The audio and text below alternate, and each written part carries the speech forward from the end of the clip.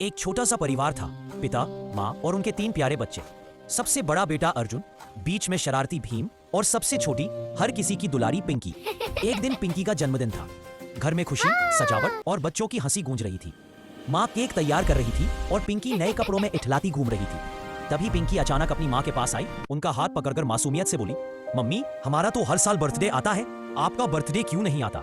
माँ ने मुस्कुराते हुए पिंकी को गोद में उठा लिया। उसके बाल सहलाते हुए बोली, बेटा, मेरा जन्मदिन तुम तीनों के जन्मदिन पर ही होता है। अर्जुन, भीम और पिंकी तीनों यह सुनकर चकित हो गए। बचपन था, इसलिए बात उनकी समझ में नहीं आई। वे फिर से खेल में लग गए। समय बीतता गया। तीनों बच्चे बड़े हो गए, समझदार, संवेदनशील और जिम्मेदार। एक दिन अचानक उन्हें अपनी माँ की वह बात याद आई।